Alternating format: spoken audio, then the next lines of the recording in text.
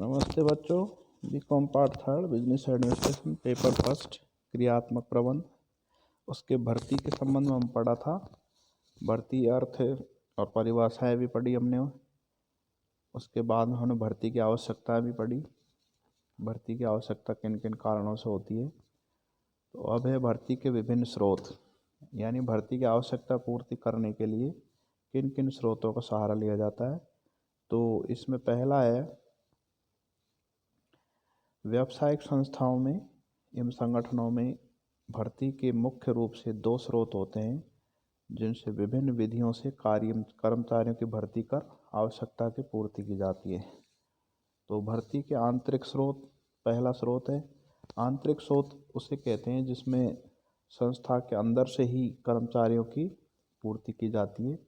संस्था में किसी प्रकार के जो भी पद हैं, विभिन्न प्रकार के, चाहे टेक्नीशियन हो या प्रबंधन हो, फोरमैन हो, सुपरवाइज़र हो या अन्य और ऊंचे पद हैं, तो उनमें प्रमोशन के द्वारा, स्थानांतरण के द्वारा, सेवा वृद्धि के द्वारा, तो इस तरह से जो भी आवश्यकता पूरी की जाती है उन पदों की, वो भर्ती के आंतरिक स्रोत होते हैं।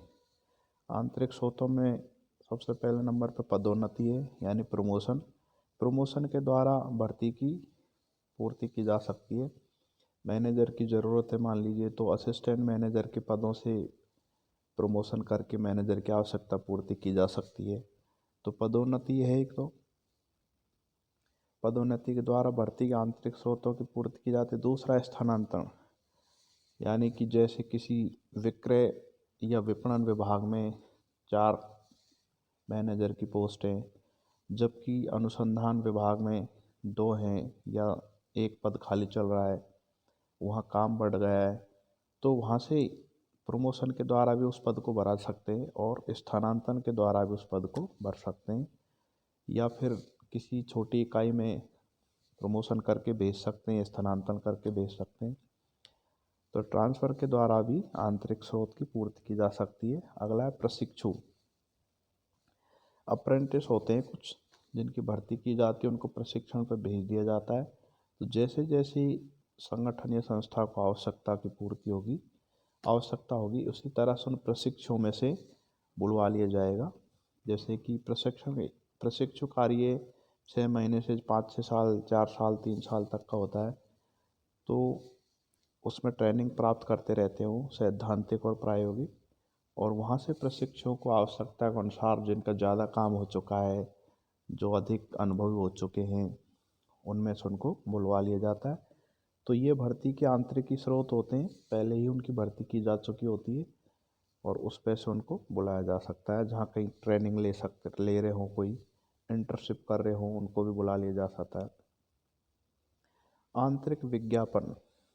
आंतरिक विज्ञापन में भी डिपार्टमेंटली या विभागीय पदों की भर्ती की जा सकती है कि उप निदेशक का पद खाली है, सहायक निदेशक का पद खाली है, और उनके लिए आंतरिक विज्ञापन जारी किया जा सकता है कि मैनेजर को 10 साल हो चुकी हो, 5 साल हो चुकी हो, पर्यवेक्षक को 12 साल हो चुकी हो, या और कोई योग्यता जोड़ दी जाती है।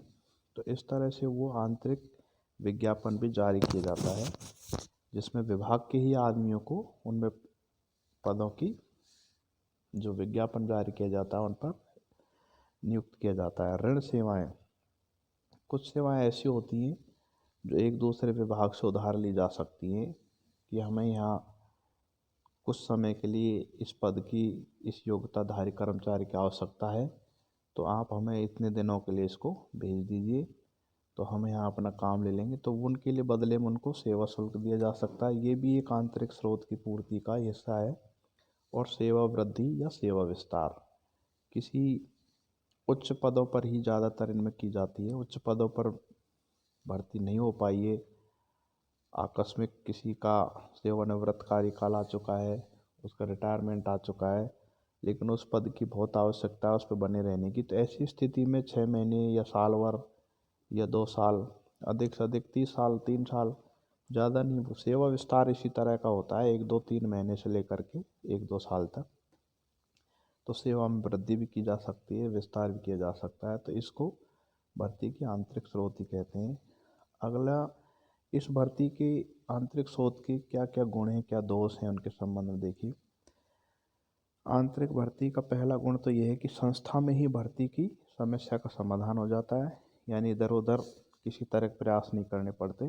संस्था के जाने पहचाने व्यक्तियों में से ही पद की रिक्त पद पर नियुक्त किया जा सकता है। पदोन्नति के पर्याप्त अवसर होते हैं। दूसरा इसका गुण यह है कि इससे आंतरिक पदोन्नति के द्वारा कर्मचारियों की भर्ती की जाती है तो प्रमोशन के काफ़ी अवसर प्राप्त होते हैं, जिससे कि उनको अपने ऊंचे पदों पर नियुक्त किया जा सकता है। अनुभव का भी सदुपयोग, प्रमोशन के द्वारा जो अनुभव किए जाते हैं, जो नियुक्त किए जाते हैं, तो उनके अनुभवों का भी उपयोग किया जा सकता है। आंतरिक स्रोत में स्थानांतरण के द्वारा भी अनुभव का उपयोग किया जाता है, प्रशिक्षुओं के द्वारा भी, और ऋण सेवाएं या सेवा वृद्धि के द्वारा भी अनुभव का उपयोग किया जाता है। अनावश्यक व्यय से बचते हैं। विज्ञापन निकालना, उनका भर्ती करना, आवेदन लेना, छटनी करना, भर्ती करना, तो ये सारी जो झमेला है इन पर अनावश्यक व्यय होता है, इससे भी बचता है। तो ये भी एक इसका विशेष गुण है आंतरिक भर्ती का।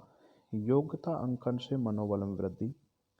जब योग्य व्यक्ति को उचित कार्य पर उसकी आवश्यकताओं की पूर्ति होगी, उसकी मानसिक संतुष्टि होगी, वेतन वृद्धि के अवसर मिलेंगे, उसके अनुभव का फायदा होगा, उसे पदोन्नति मिलेगी, तो योग्यता अंकन के आधार पर मनोबल में भी वृद्धि होगी कर्मचारियों पे, जिसका सीधा सीधे प्रभाव उत्पादन प्रक्रिया और उत्पादन मात्रा पर पड़ेगा। तो ये आंतरिक भर्ती के गुण थे। आंतरिक भर्ती के कुछ कमियां भी हैं, कुछ दोष भी हैं, कुछ सीमाएं भी हैं। तो उनमें पहली सीमा तो ये है कि चयन का सीमित क्षेत्र, यानी कि एक सीमित क्षेत्र से कर्मचारियों की नियुक्त की जाती है, यानी कि अपने ही क्षेत्र में से ही चुनाव करना होता है, अपने ही कर्मचारियों में से।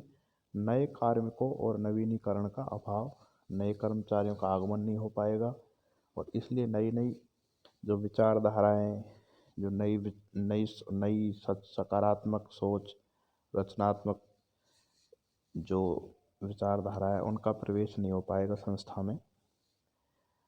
तो एक तरह से नए कर्मचारी पूरे जोश के साथ सेवाएं देते हैं तो उनका भी नुकसान होगा। प्रशिक्षण एवं विकास की उपेक्षा, इसमें ट्रेनिंग और डेवलपमेंट की उपेक्षा की गई है कि कर्मचारियों को जैसे नए कर्मचारी आएंगे तो उनको ट्रेनिंग पे भेजेंगे, उनको विकास के अलग अलग अवसर प्रदान करेंगे, लेकिन पुराने कर्मचारियों को कोई विशेष ट्रेनिंग नहीं दी जाती, नहीं उनको अपने डेवलपमेंट को कोई विशेष कार्य योजना की जाती है, तो इसका भी नुकसान होएगा।